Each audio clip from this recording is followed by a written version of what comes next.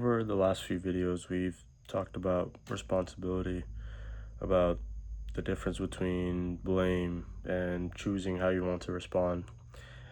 And if you've been reflecting on that, then there's another question that naturally follows it. How do you move forward when you don't know what's going to happen next? Because I think this is where a lot of people get stuck. Not because they don't know what they want, not because they don't care, but because they keep waiting to feel certain. They tell themselves, I'll have the conversation when I know it's the right thing to do.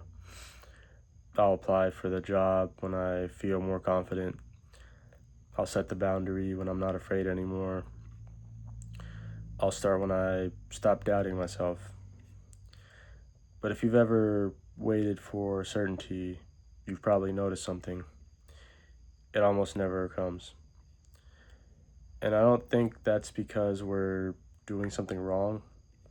I think it's because we've been taught to expect confidence to feel like certainty.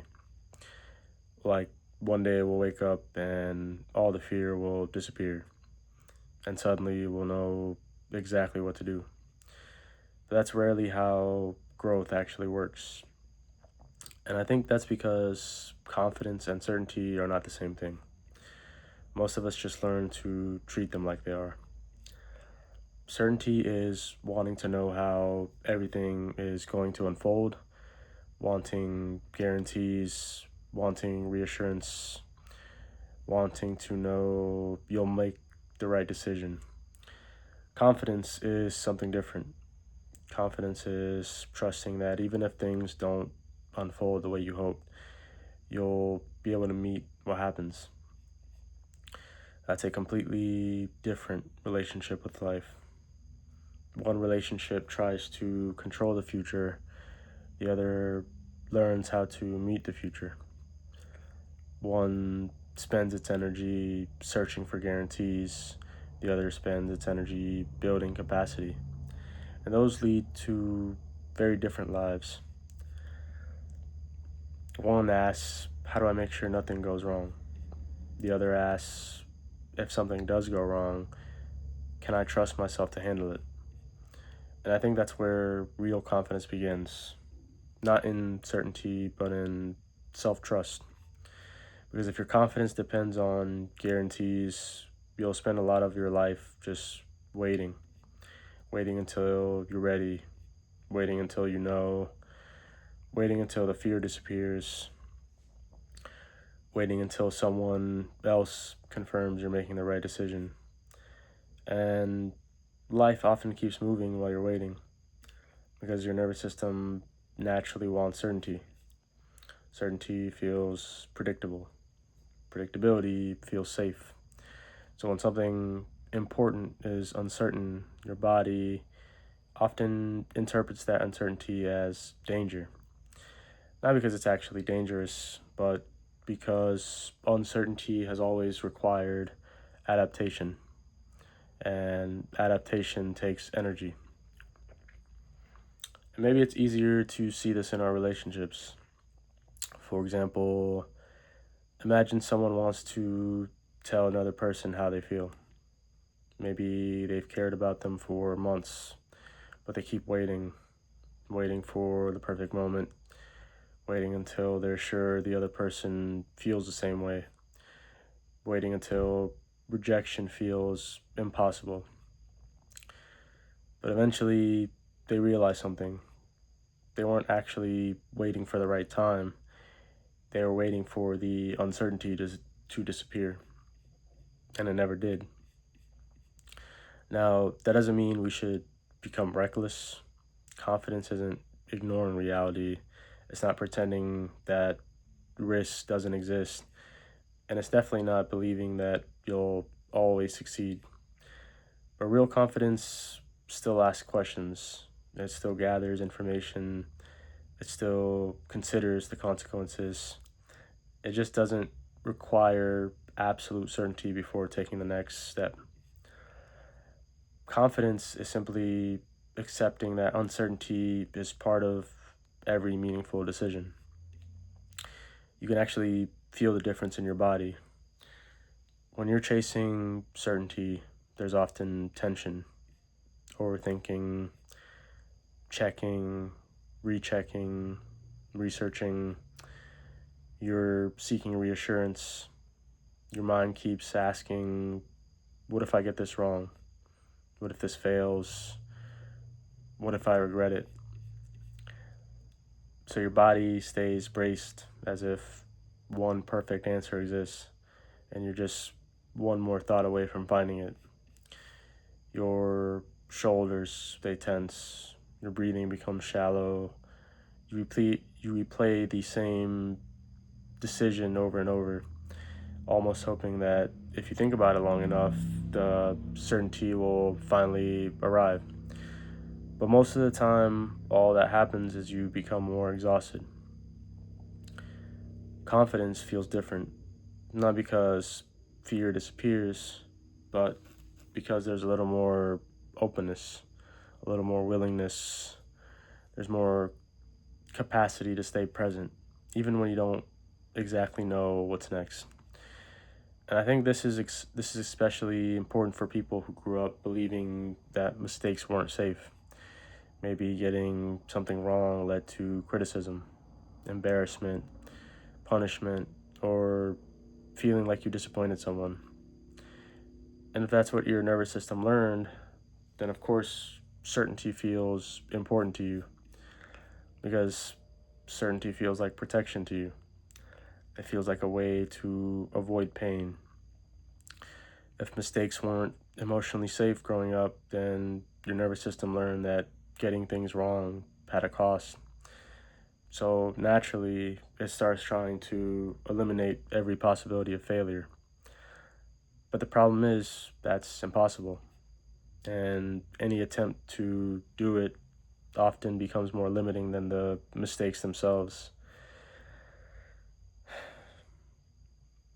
Because life doesn't actually offer certainty, it offers experience.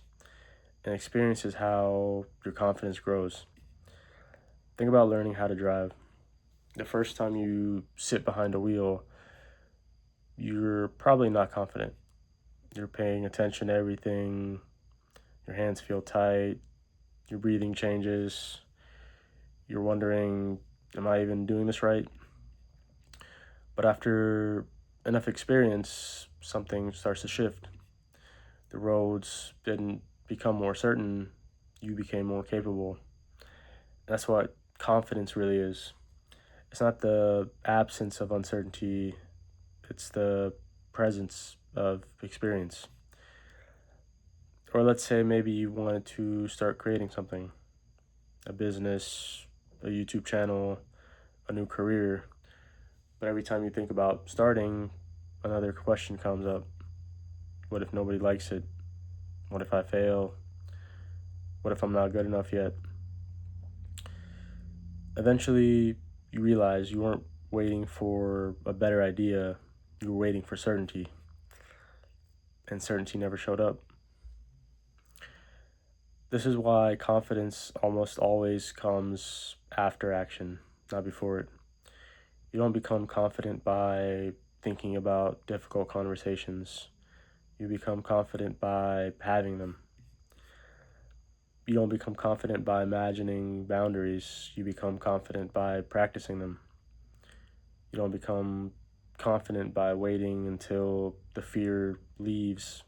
You become confident by discovering that fear doesn't have to make every decision for you. Action doesn't just change your circumstances, it changes what your nervous system believes you're capable of. Every time you do something difficult and you discover you survived it, your body quietly updates its expectations. That's how your confidence grows, one lived experience at a time. And one of the biggest shifts that I've noticed is that grounded people don't spend their lives trying to eliminate uncertainty. They spend their lives increasing their capacity to adapt, to recover, to learn, to adjust. Because that's the only part they can actually influence. Capacity doesn't mean you stop feeling fear. It means fear stops deciding everything for you. It means your nervous system slowly learns, I can feel uncertainty and still move. And I think that's one of the most freeing realizations a person can have. Maybe a better question isn't, how do I become certain? Maybe it's, how can I become someone who can handle uncertainty a little better than I could yesterday? That's a much better question to think about. And it's one your nervous system can actually grow into. Maybe another question worth sitting with is, what decision have I been postponing? Not because I lack information, but because I'm waiting to feel completely certain. Sometimes asking that honestly tells you exactly where your growth is waiting.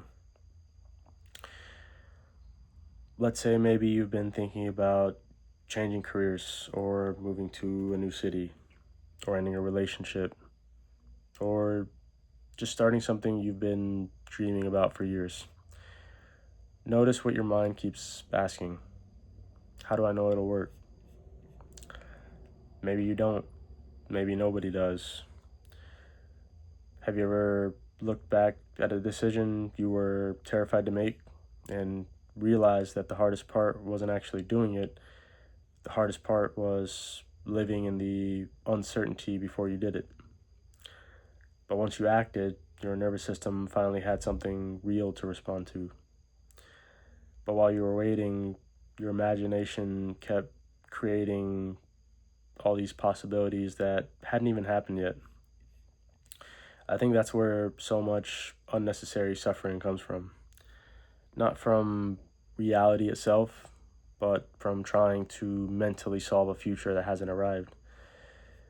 The better question is, if it doesn't work the way I hope, do I still trust myself to learn from it, adapt, and keep moving? Because that's real confidence.